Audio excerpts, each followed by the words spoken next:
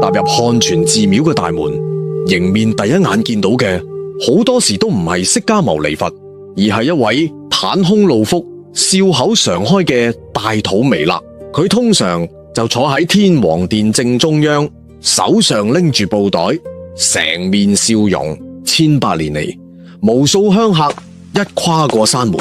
第一炷香，第一次合掌，面對嘅往往就係呢位家喻戶曉嘅布袋和尚。但當你真係翻開佛教經藏，就會發現一件幾顛覆一般人印象嘅事。呢位喺寺院入面地位咁高、受盡香火供養嘅迎賓使者，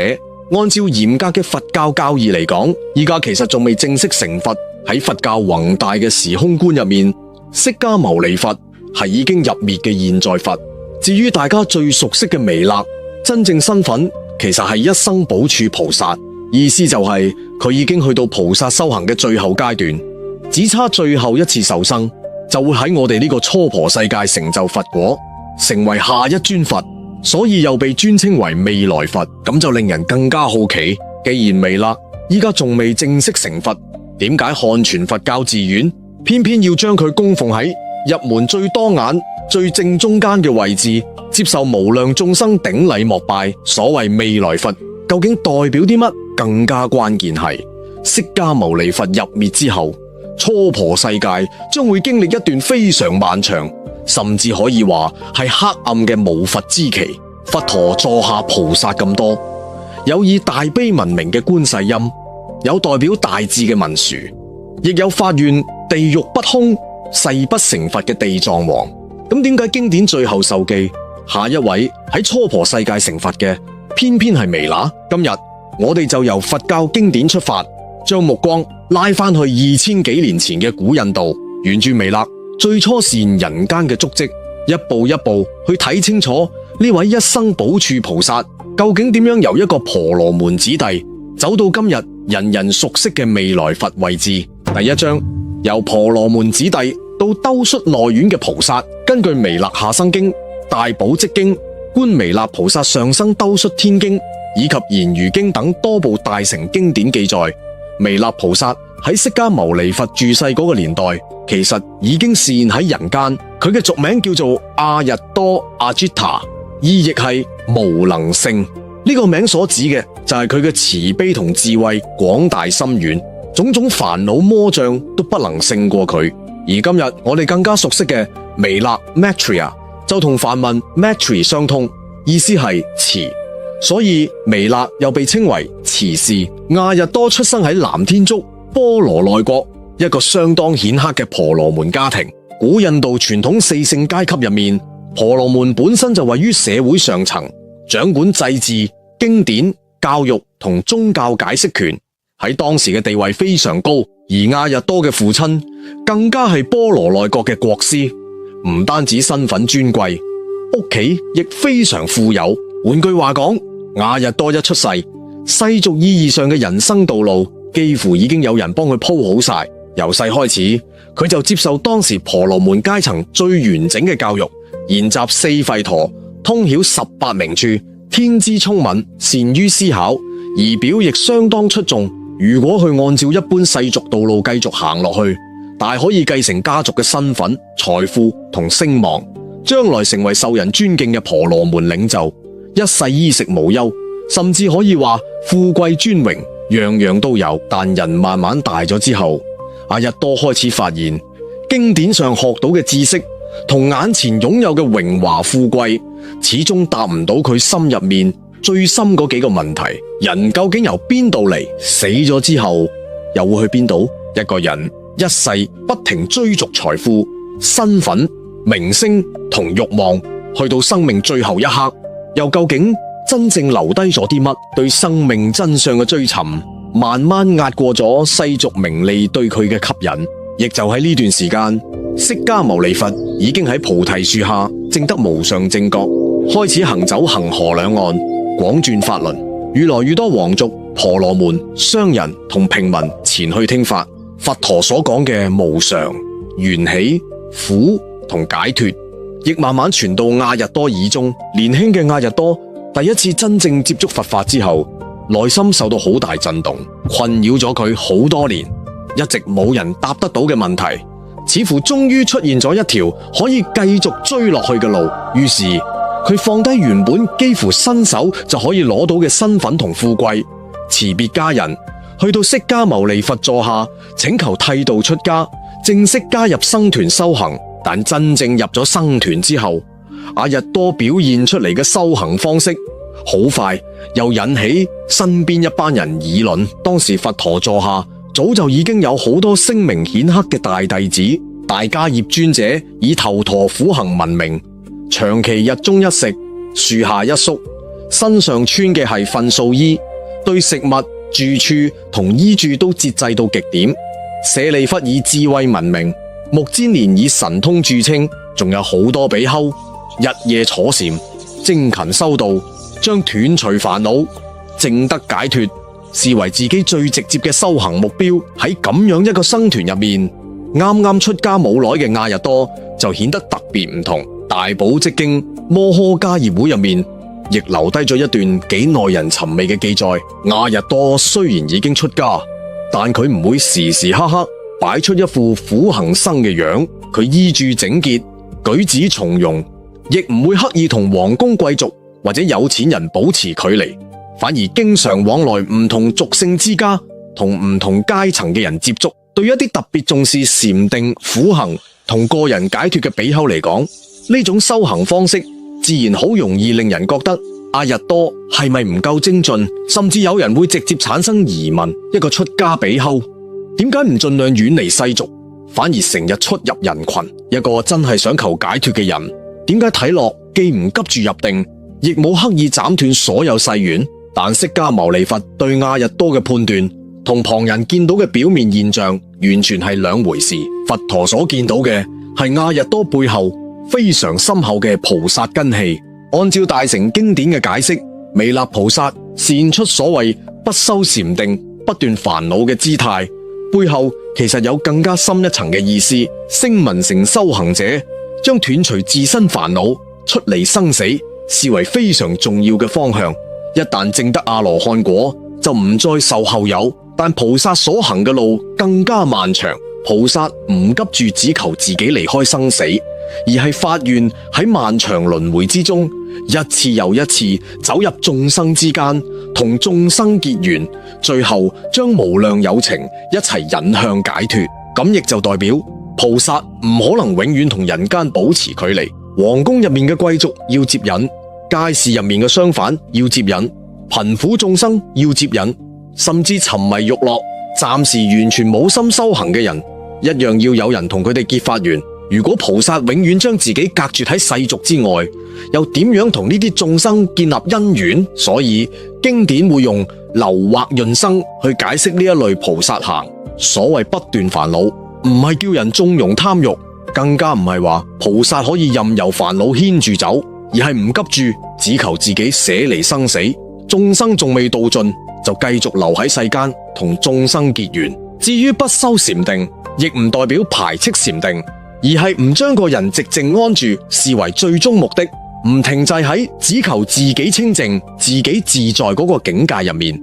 阿逸多表面上仍然同人群來往，但佢真正修嘅其實係一條深入世間、廣結眾緣嘅大乘菩薩道。而之後佛陀作出嘅一個決定，更加徹底改變咗阿逸多喺佛教歷史入面嘅位置。喺王舍城外嘅奇奇掘山，即係後世大家比較熟悉嘅靈鷲山法會上，釋迦牟尼佛當住眾多比丘同菩薩面前，親自為阿逸多授記。佛陀宣布：阿逸多，汝於未來世當得作佛，號曰彌勒，如來應供，正遍知。由呢一刻開始，阿逸多未來真正要承擔嘅身份正式被揭示出嚟。佢將會成為釋迦牟尼佛之後下一位喺娑婆世界示現成佛嘅佛。按照經典所描繪嘅未來，當釋迦牟尼佛法慢慢隱沒，世間經歷極其漫長嘅盛衰變化，人類壽命先一路縮短，之後又重新增長，去到人壽84000歲嘅時候，彌勒菩薩就會由兜率天下生人間。嗰個時代大地平坦而豐饒，氣候和順，物產充足，人心亦比後世清淨得多。彌勒菩薩將會喺龍華樹下證得無上正等正覺，之後舉行3次規模極其宏大嘅說法大會，亦就係佛教入面非常著名嘅龍華三會，廣度無量眾生。由佛陀呢一次授記開始，未來佛就成為彌勒菩薩最重要嘅身份之一。但一個更加耐人尋味嘅問題亦跟住出現，既然彌勒已經由釋迦牟尼佛親自授記，將來仲要承接佛陀之後嘅教化因緣，照一般人諗法，佢似乎應該長久留喺人間，甚至等釋迦牟尼佛入滅之後繼續住世，俾後世僧團有一個可以依止嘅榜樣。但經典記載落去，發展偏偏完全唔係咁。根據《觀彌勒菩薩上生兜率天經》所講，彌勒菩薩喺釋迦牟尼佛仍然住世嘅期間，就已經捨棄呢一期人間色身，先行命終，上生兜率天。所以彌勒呢一段人生次第就顯得非常特別。佢明明已經被授記做未來佛，卻冇即刻留喺人間接任下一代教主，佢將來仲要再次下生人間。但喺嗰日真正到來之前，反而先一步離開咗釋迦牟尼佛住世嘅呢個時代。由佛法所講嘅無常去睇，就算一位菩薩已經得到成佛授記，就算將來一定會成為一代教主，只要今世所示現嘅仍然係由因緣和合而成嘅色身，就一樣要經歷生住異滅。未來佛呢個身份並唔會令眼前呢一具肉身永遠留低。彌勒菩薩用自己嘅示現再一次俾眾生睇到，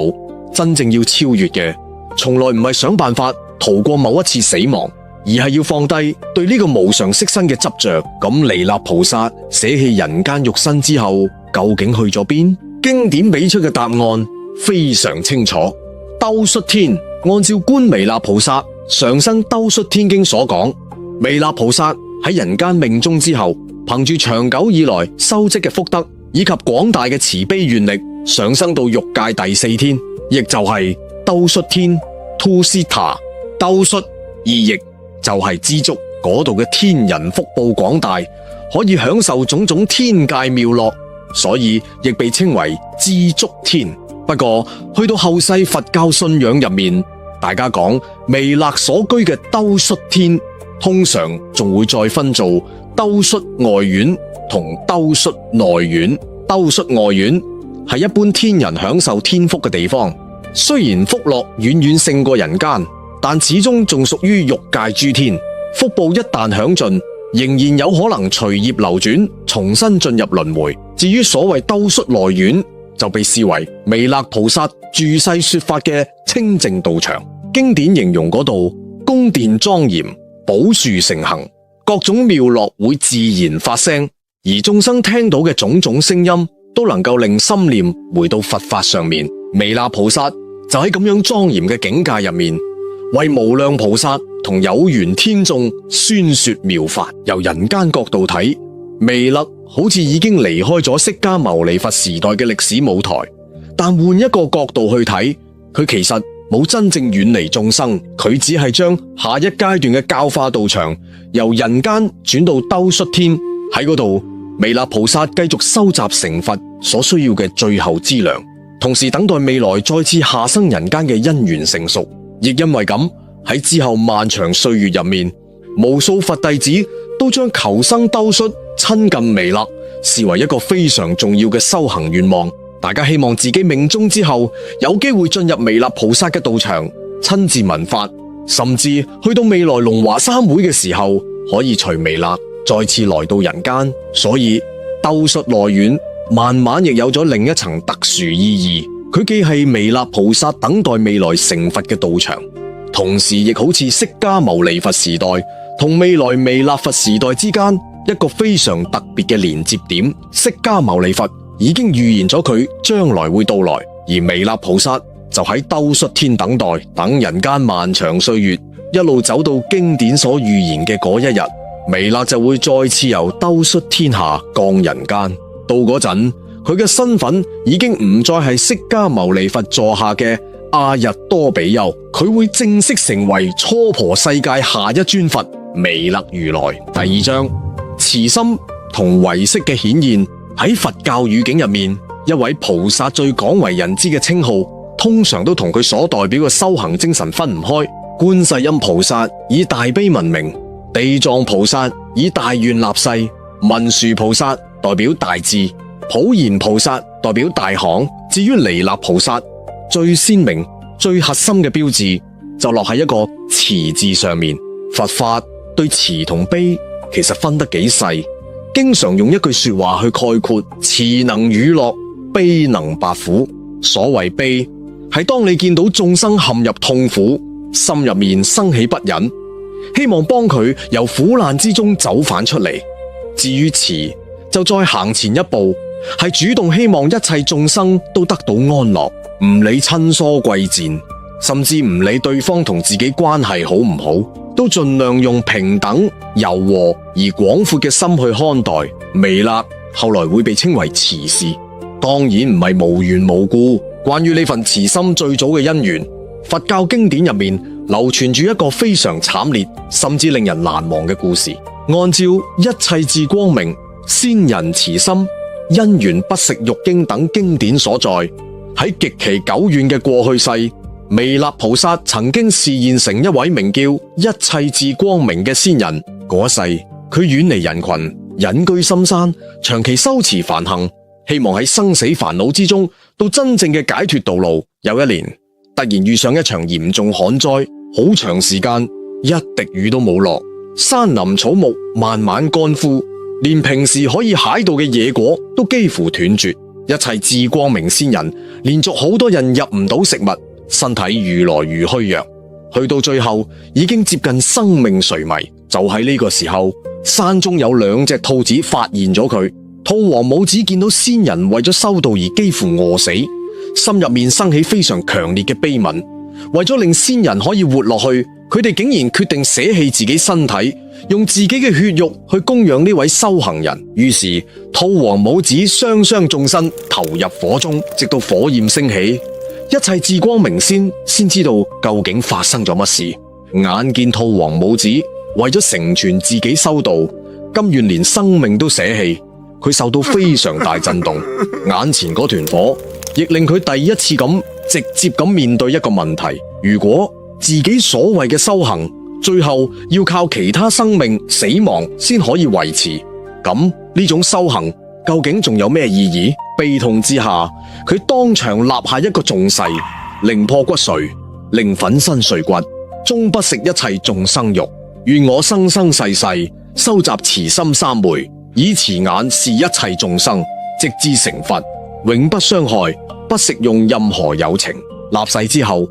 一切智光明先人亦投身火中，同兔王母子一齊命終。但呢場大火並冇令佢嘅修行就此結束。按照經典嘅講法，真正留低落嚟嘅係佢喺嗰一刻發下嘅誓願。由嗰一世開始，喺之後極其漫長嘅輪迴當中，佢不斷收集慈心3昧 Maitri Samadhi， 將最初一念之間生起嘅悲憫一次又一次分集，慢慢鍛煉成穩定、深廣而且可以長久保持嘅修行力量。所謂慈心3昧，簡單講就係令自己嘅心長時間安住喺慈愛入面。呢種慈唔只係俾自己中意嘅人，亦唔係一定要等到見到有人受苦先突然生出嚟，而係將一切有情都盡量平等咁放入自己嘅願心之中。親近自己嘅人，希望佢得到安樂；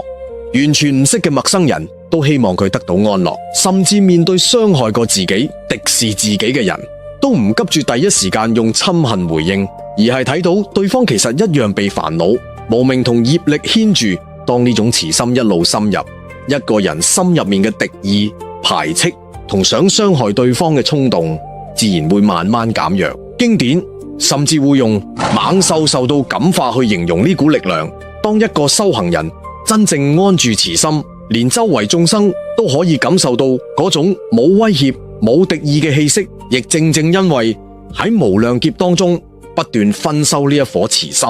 彌勒最後先得到慈氏呢個稱號。所以彌勒所代表嘅大慈唔可以只理解成性格溫和、更加唔止係一般人口中所講嘅人好善良，佢真正來自嘅係一次又一次具體嘅選擇。受到傷害嗰陣，自己係繼續縱樂侵恨，定係停一停？面對利益嗰陣，係只顧自己，定係都睇到其他眾生？面對其他生命嗰陣，又有冇可能將佢哋同樣當成希望離苦得樂嘅友情去看待？彌勒菩薩嘅慈心就係喺無量次類似嘅選擇之中，一點一點累積出嚟。而講到呢度，其實亦自然帶到彌勒法門另一個非常重要嘅核心唯識。如果話大慈回答嘅係一個人應該喺自己心入面不斷培養啲乜，咁唯識想回答嘅就係另一個問題：我哋每一個念頭、每一種習慣、每一次行為，究竟點樣留喺生命入面？最後又點樣一點一點塑造今日嘅自己？喺大乘佛教發展史上，彌勒同後來興起嘅瑜伽行派唯識學一直都有非常深嘅關係。傳統佛教記載入面，印度大乘論師無著菩薩為咗求得更加深奧嘅大乘教法，長期修持彌勒法門，最後得見彌勒菩薩，並從中得到瑜伽行同唯識方面嘅深奧教義。後世傳承，又將瑜伽師地論、大乘莊嚴經論、辯中邊論、現觀莊嚴論等重要論點，同彌勒、無著一係聯繫起來，之後逐步發展成一套規模龐大、體系非常嚴密嘅唯識思想。呢整套學問如果真係逐層拆開，內容非常複雜，但如果只捉住其中最重要一條主線，可以先由4個字開始理解：萬法唯識。唯識學認為，我哋今日經歷嘅一切，並唔係毫無原因突然之間憑空發生。每一個念頭、每一句說話、每一次行為，都會喺心識深處留低痕跡。為咗解釋呢個運作機制，唯識將人嘅識分成8種：眼、耳、鼻、舌、身，係我哋感知外界嘅前5識。第6意識負責分別、判斷同思考。第7末那識就會不停執取一個我，令人牢牢捉住呢個係我，呢樣係我嘅，對方而家傷害緊我，呢類分別。而喺更加深層嘅地方，仲有第8識阿賴耶識。阿賴耶意譯就係藏。點解叫藏識？因為佢被視為一切業集同種子含藏嘅地方。我哋一個念頭睇落只係出現幾秒，一句說話講完好似就散咗，一件事情做完過幾日幾個月，似乎亦只係變成過去。但喺唯識角度睇，佢哋其實冇真正消失。每一次身口意嘅活動都會喺阿賴耶識入面留下一股潛在力量，而呢種潛在力量就叫做種子。今日生起一次貪心，就等於再分集一次貪嘅種子。今日發一次脾氣，就令嗔恨嘅習氣更加熟一分。反過來，如果我哋一次又一次練習慈悲、布施、寬容同智慧，相應嘅清淨種子亦會一路增長，可以將佢想象成一片土地。你將咩種子埋落去，唔代表佢當場就會發芽。好多種子會暫時潛伏喺泥土下面，一直等到將來某一個因緣成熟，先重新現起。唯識將呢個過程叫做種子生現行，現行分種子。過去留下嘅種子，遇到條件成熟，就變成當下嘅念頭、習慣同行為。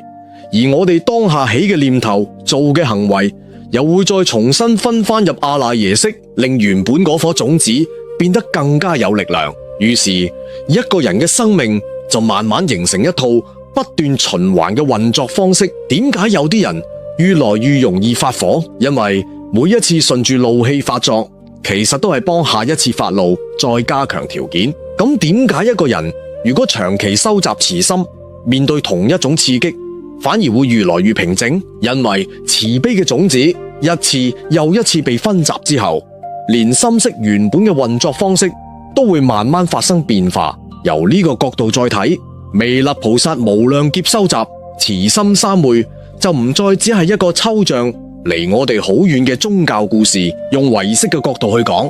個其實就係一段極其漫長而且從未停止過嘅分集。起一念慈心，就分下一顆種子，再起一念，就再分一次，一世都係咁，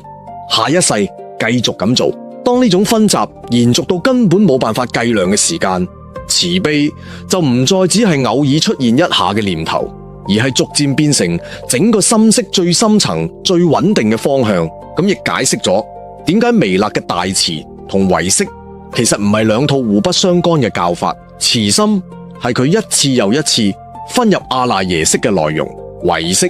就解釋咗點解呢種長時間分集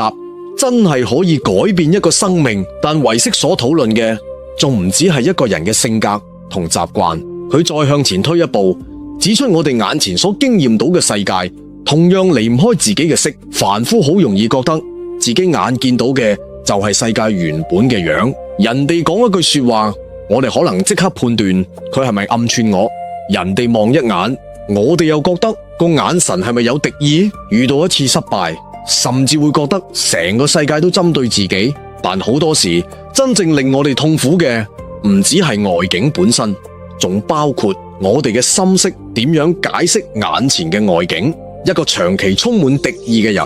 行入人群，好容易由其他人一個普通動作入面都睇出挑釁。一個極度自卑嘅人，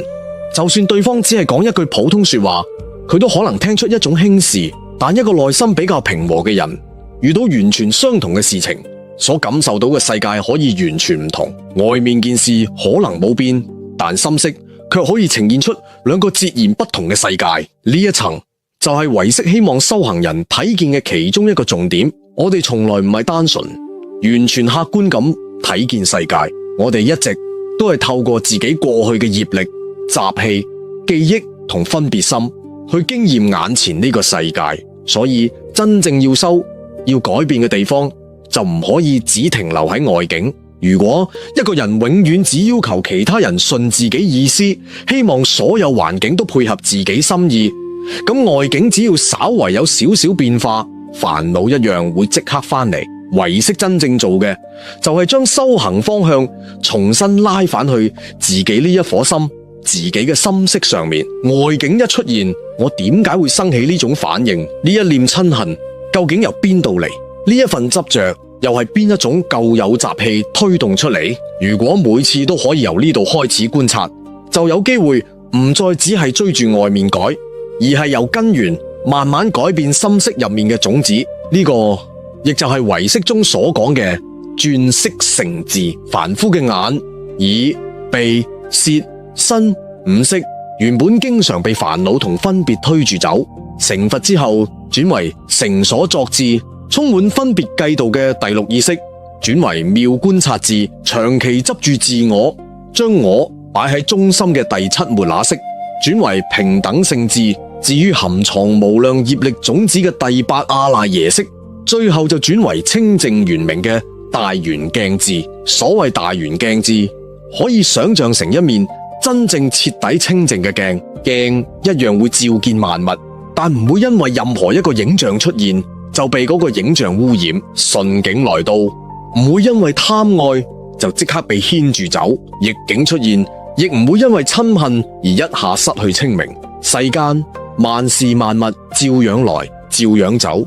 但個心唔再死死執住其中某一道影像，然後不停由嗰份執着製造新煩惱。講到呢度，再回頭睇彌勒菩薩嘅大慈，意思就會更加清楚。由最初嗰一世見到兔王母子捨身，發下不傷害眾生嘅重誓，到之後無量劫不斷收集慈心三昧，彌勒一路以來真正做緊嘅，其實始終都係同一件事，不斷改變自己心識最深處嘅種子。嗔恨嘅種子越來越少，慈悲嘅種子越來越深，對自我嘅執着越來越輕，平等之心就越來越廣大。一直到有一日，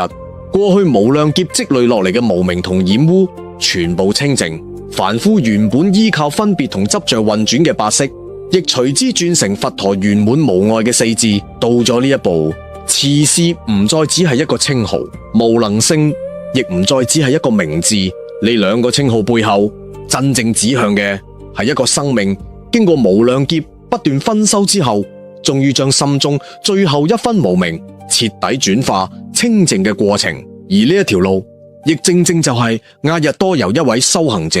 一步一步走向未來彌勒佛嘅真正道路。第3章龍華三會嘅終極召喚，同今日呢一念覺悟喺關於彌勒菩薩嘅眾多經典記載之中，最令人神往亦最有畫面感嘅篇章之一，就係未來嘅龍華三會彌勒下生經等經典，為後世描繪咗一幅非常壯麗嘅未來圖景。經過難以想象嘅漫長歲月之後，人間會歷經無數次興衰同變遷，眾生壽命由盛而衰，又重新增長，一直去到人壽普遍達到84000歲嘅時候，整個世界亦會進入一個前所未有嘅清靜時代。嗰陣大地平坦開闊，四季調和，物產豐饒，人民安樂，戰爭、天鯨同各種苦難都大幅減少。而一直住喺兜率天等待因緣成熟嘅彌勒菩薩，亦會喺呢個時代重新降生人間。佢會離開兜率天宮，示演降生，經歷人間成長之後出家修道，最後喺龍華樹下證得無上正等正覺，成為繼釋迦牟尼佛之後下一位喺初婆世界示演成佛嘅佛。成道之後，彌勒佛唔會只為少數弟子說法，佢會接連舉行3場規模極其宏大嘅法會，亦就係後世佛教徒反覆傳頌嘅龍華三會。經典記載，第一次龍華大會，彌勒佛將會廣度96億眾生；第二次大會又有94億眾生聞法得道；到第3次大會，再有92億眾生因為聽聞彌勒說法而得到解脫因緣。3場法會所度眾生嘅數量之龐大，喺佛教未來佛信仰入面形成咗一幅極具震撼力嘅畫面。龍華樹下人海無邊，彌勒如來高坐法座，無量眾生由四方而來，聽聞佛法，宿世累積落嚟嘅善根，可能喺一念之間成熟。過去無數生都未能解開嘅煩惱同執着，亦終於喺嗰個時代迎來真正解脫嘅因緣。亦正因為咁，1800年嚟，龍華三會從來都唔只係佛經入面一件遙遠嘅未來事件，對身處戰亂、災荒、疾病同動盪年代嘅普通人嚟講，龍華三會更加代表一個尚未來到但值得等待、值得向往嘅時代。現實愈苦，人就愈容易向往一個冇戰爭、冇添傾、眾生長壽安樂嘅世界。眼前煩惱愈深，亦愈希望有朝一日可以親見彌勒，喺龍華樹下真正聽聞佛法。所以願赴龍華三會亦慢慢成為彌勒信仰入面非常重要嘅一種願望。但如果我哋對彌勒法門嘅理解只停留喺等待一個非常遙遠嘅龍華盛世入面，更加深嗰層意思反而好容易就咁被忽略。因為佛法就算講到未來，始終都冇離開我哋當下呢一念心。前面講唯識嘅時候已經提過，唯識真正關心嘅唔止係外在世界點樣變，更重要係一個生命所經驗到嘅世界究竟點樣喺自己心識入面一點一點形成。今日起嘅一念會成為明日嘅種子，而今生反覆分集嘅習氣亦會繼續影響未來嘅生命。由呢個角度再回頭睇龍華三會，佢就多咗另一層值得我哋細味嘅意思。經典入面嘅龍華樹，當然首先係未來彌勒佛成道同說法嘅重要場所，但對今日正在修行嘅人嚟講，佢同時亦提醒緊我哋一件事：真正可以生長出智慧同慈悲嘅地方，始終離唔開自己呢一顆心。外在嘅龍華盛會仲喺未來，但內心嘅轉變依家就已經可以開始。一個人本身心入面充滿嗔恨，如果佢開始睇到自己嘅嗔恨，亦唔再每一次都順住嗰股怒氣一路行落去，呢個就已經係改變嘅開始。一個人以前凡事只想到自己，如果有一日佢第一次願意企喺對方處境去睇同一件事，慈悲嘅種子其實已經開始發芽。一個人過去牢牢執住得失、榮辱、成敗，如果有一刻佢突然睇見呢啲東西同樣都係因緣生因緣滅，根本冇可能永遠捉喺手上，咁原本睇落非常堅固嘅執着，其實已經喺嗰一刻裂開一道罅。未來彌勒佛會喺龍華樹下度眾生，而今日仍然係凡夫嘅我哋，一樣可以由自己每一次起心動念開始，為嗰日準備因緣。咁樣去理解，等待彌勒就唔再只係被動坐喺度，等一個非常遙遠嘅時代突然降臨。佢同時亦代表一件更加直接嘅事，喺彌勒仲未下生之前，先令自己慢慢成為一個將來有機會坐喺龍華樹下，而且真正聽得明佛法嘅人。所以講完彌勒菩薩，由過去世發慈心，到釋迦牟尼佛座下修菩薩行，再到上生兜率，等待未來成佛，去到最後，我哋仍然要將視線拉返落自己身上，因為56億7千萬年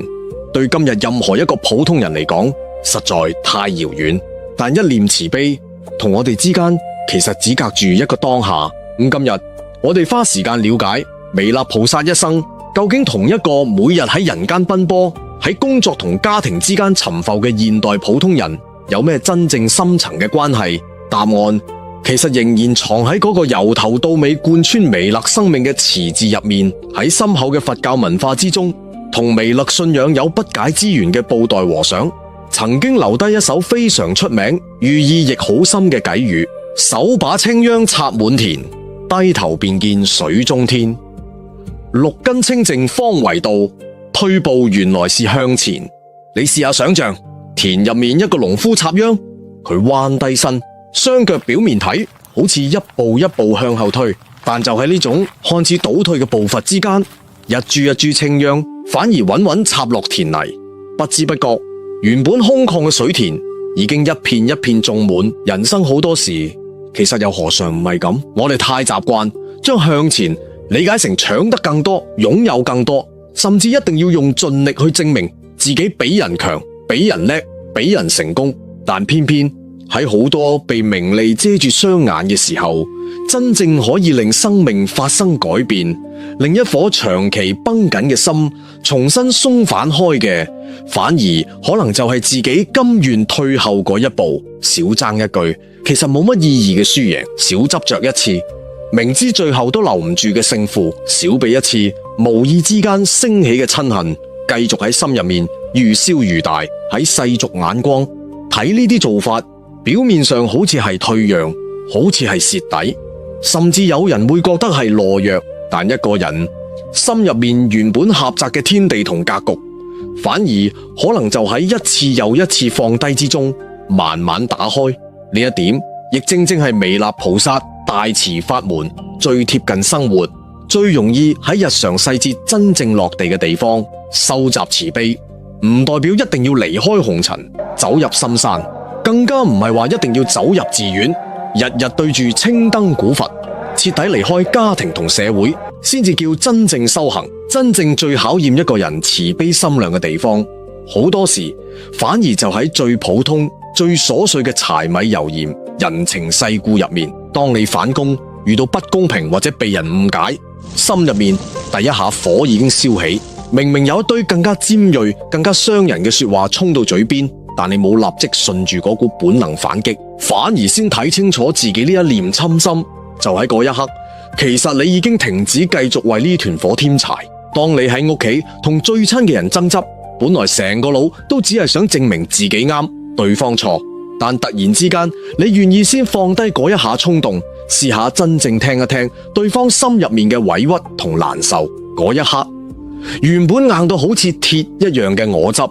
其實已經無聲無息鬆開咗一分。當你喺街上見到一個完全唔識嘅陌生人陷入痛苦或者困境，心入面自然生出一份不忍，然後順手做一件自己能力範圍之內可以做到嘅善事。呢一念純粹善意，同彌勒菩薩喺過去無量劫收集慈心嘅最初起點，本質上其實並冇距離。如果由唯識角度再睇呢啲表面好似微不足道，轉眼就過去嘅心理瞬間，喺生命之中亦絕對唔會白白消失。每一次你忍住報復同排斥對方嘅衝動，都等於幫自己個心做一次清理，燒分一次嗔恨嘅種子。每一次真心為其他人設想，都等於喺原本乾旱嘅心田多灌溉一分慈悲力量。每一次面對得失毀譽，可以稍為放低一分執着，都係喺慢慢重塑阿賴耶識入面嗰啲根深蒂固、盤根錯節嘅舊有習氣。做得到一次，可能細微到自己都察覺唔到；做得到10次，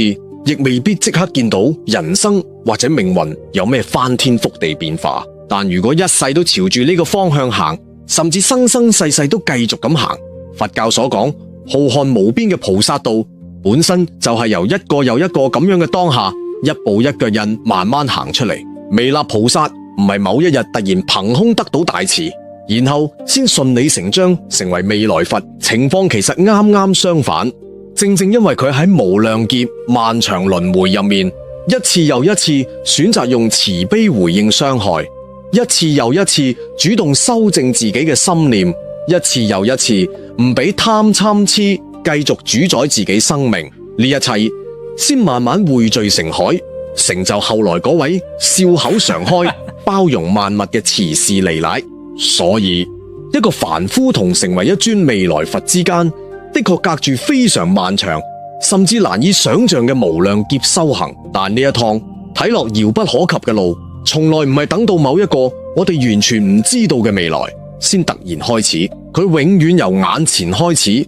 由當下呢一念點樣轉開始。未來嗰棵鬱鬱蔥蔥嘅龍華樹，今日我哋可能仲未有機會親眼見到。未來龍華三會嘅盛景，我哋亦唔知道自己到嗰一日究竟有冇因緣親臨發跡。但決定我哋未來可以走向邊一個方向嘅種子，其實就喺此時此刻，每一個呼吸，每一次選擇之間不停種落去。今日多生起一分慈悲，生命入面就多一分將來可以成熟嘅清淨因緣；今日少留低一分嗔恨，心入面亦就少一分繼續牽住我哋跌入煩惱嘅業力纏縛。所謂未來佛，本身就係喺無數個被認真對待嘅當下入面，一步一步由今日走向未來。所以彌勒菩薩留俾世人最深嘅提醒，唔只係描繪一幅美好未來圖景，話俾我哋聽，將來有一尊大慈大悲嘅佛，正喺兜率內院等待下生人間。更加重要係彌勒一生所指向嘅修行道路，其實一直提醒住每一個仲喺煩惱苦海入面浮沉嘅凡夫，佛果雖然指向未來，但成佛嗰條路永遠只可以由今日開始，由此時此刻自己生起嘅呢一念開始，